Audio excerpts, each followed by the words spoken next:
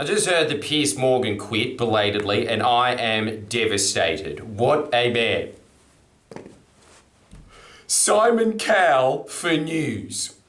And also, I liked his accent. I beg your pardon. I think that that's absolutely disgraceful. No, I really do. But I do know why he quit. I don't know anything about the actual, allegations or whatever, because who cares? It's the royal family. It is such low-level trash news. It's the same people that are just like, oh my God, free Britney Spears. That's the hill you're willing to die on, is it? That her money is protected by law. Okay, well, anyway, the thing is, because I know that a lot of people are, oh my God, she is, I don't get that. But this is the point of the video, which is, don't play chess with pigeons. This is something that I have to learn over and over again in my field because I sort of inhabit somewhat the same realm as someone like Piers Morgan, which is you always have these sugar hits that you can go for in life, such as that, talking about the royal family. But like as soon as you talk about the royal family, who are you going to be talking to? Idiots.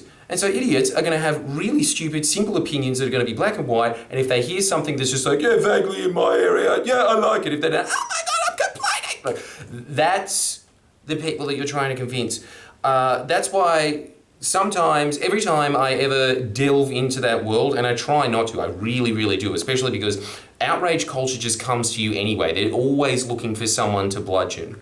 It's a terrible, terrible life. Think about the psychology of somebody that gets into that. Getting up, first thing in the morning, looking at your phone, who's getting shat on Twitter today? Oh, this person. Fuck you, fuck off, I'm fucking the It's just, it's like, it's a very awful place to inhabit, which is why I'm glad they're there, because I know that their life is a personal hell. You can't, because even the feeling now, right? Even when you're thinking about this is what I want you to observe really. When you are thinking about the whole royal family fiasco, even if you've read like 2 sentences about it, even if you haven't really formed an opinion, there's something inherently about it. Yes, get angry about it. It's an outrage, isn't it? It's definitely a tactic that's part of the wider propaganda model in that it is there to divert attention away from things that actually matter to your life. That's one thing about it that I don't like. But because this is self-help, I see this all the time in commentators online that are constantly in that world. I mean, look, I'll talk about it on the podcast as sort of just something to make fun of, as in like a, ha ha ha, that's funny over there. But those people are like, here's my opinion, you ready? You ready? All right, I'll take you in the comments. There's a lot of those commentators. I'm not saying that I'm completely above it, but I try at least to stay above it. But a lot of the other ones, they're addicted to the sugar hit. But it comes at a terrible price. And this is what I was noticing when I saw Piers Morgan be like, that's it, no, I've had enough. Everyone's like, oh my God, he's got nothing to say, he got owned. No, you know what that is? That is the result of a lifetime of just sitting there, reading the tabloids and being like, oh, here's something today. Okay, I'll just press that button. Everyone's pissed off. Okay, now I press that button. Oh, another explosion. It gets tiring. There is a certain point where you think, I can't be bothered to go through 6 weeks of Piers Morgan still says nothing. Doesn't that say that he hasn't learned anything? When's he going to apologise? It's not a nice place to be. The other thing that I personally don't like about it is because I have been in those situations before. Obviously, when you're a political commentator, you are going to inhabit that space. I'll tell you what happens every time. You actually can end up winning those arguments. Well, I don't think that you can if you're just going to be sitting there being like, well, I think the Queen's got bigger buckles than Queen herself. You know, you're never going to win an argument like that because, again, you're not really playing chess with a pigeon. You're another pigeon fighting a pigeon that just so happens to be on a chessboard.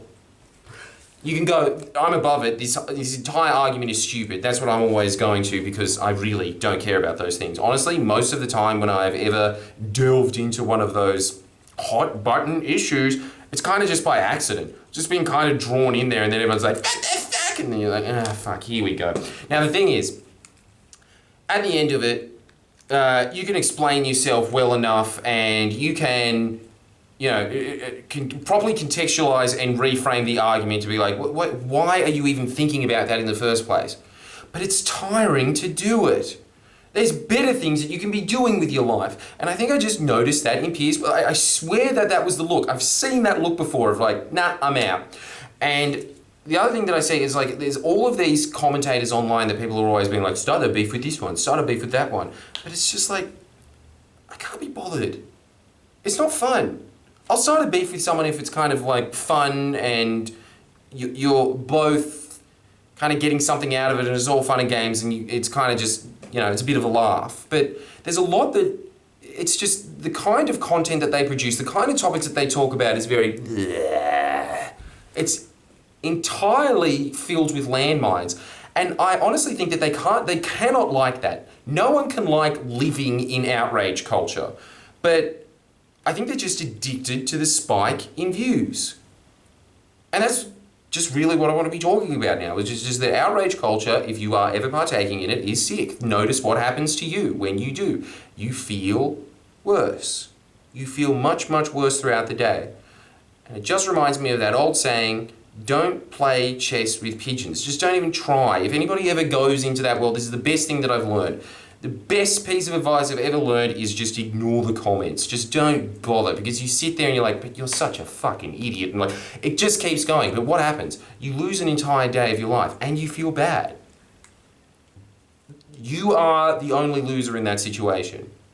I think that the entire thing in life is just like, as Eleanor Roosevelt said, idiots talk about people, mid-minds talk about events, big minds think about ideas. I think that's just the way to do it. You just focus on ideas. And then when you are drawn into those stupid little culture war things, you're coming at it from a much better place because you have been thinking about things in longer bites than a little TikTok film. Anyway, this is about to run out of battery, so I just wanted to say, make sure that you sign up! Make sure that you sign up to Friendly Jordies to give you other reminders that might be relatable to you if you're a Sargon of Akkad, I suppose. But no, I do think this. I've noticed it all the time. Even with people that are working in office spaces, when they're just looking at that little outrage culture thing, you can see the mood go. And it is designed to do that. It is designed to put you in a lull because the feeling of anger, the feeling of wanting that right of reply is addictive. You just keep pressing the button, but it is a horrible place to live. It is an unproductive place to live. It is a destructive place to live. I say stay out of it entirely. As much as you possibly can. Stay out of outrage culture. If you're ever even going to talk about it, just make sure that it's in a jovial way, that you're not actually like being like, no, but seriously, because really, you shouldn't have strong opinions on these things. They're really inconsequential. No one is going to remember this in a week. And look, I'm just using it right now to just get people to click in on it so you will focus on this. But I'm trying to move it into the broader concept, right? This is what I'm talking about. The, like, is Meghan right or the Queen right person? Event, I suppose, is what Piers Morgan was doing, of like, this is going to be very bad for the Queen. But the big idea of it in general is just like, why? Like, what is the point of all of this attention on that? It's kind of just really a private matter, I suppose. It's just a lot of people profiting off of misery. And I just think that, like, your life is too precious to be bogged down in that stuff. You'll get bogged down in it anyway. But the fact that you're in that realm, that intellectual realm of thinking about things in larger context than that, when you are dragged down into it, you're able to just float back up with the slightest of ease, because those people aren't focused in that, and they're just like, hey, wait, he didn't just say fuck off and repeat himself and have a shit point that isn't backed by any factual evidence. Fuck. So that's what I'm saying. Like, it's win-win for you to not focus on it. Anyway, make sure that you sign up and like and subscribe to this video, and you know what I'm talking about, right? Sign up, links in the description. You will get exclusive access to videos where I tell you how to live your life. But I think that it is of great importance. Even a reminder like that, I bet you I've saved you a day, as if your day isn't worth $2. There will be one point in your life where you will be thinking, fuck, Geordies was right. I feel a lot better just like seeing that and just being like, nah, I'm not going to comment on the little Channel 7 Facebook post and ruin, like, because I've seen this happen. It happens with workmates of mine. I do it all the time as well. It is just something about the human psyche. You sit there and you're just like, fuck you. It can go on for days. It can go on for days. But you know what else can go on for days at that entire time? Something much better. Something that'll make you excited. Something that'll make you feel good about your life. That's possible. And something that I think that will make you feel good about your life is signing up to Jordan Shanks' exclusive Patreon. See you around.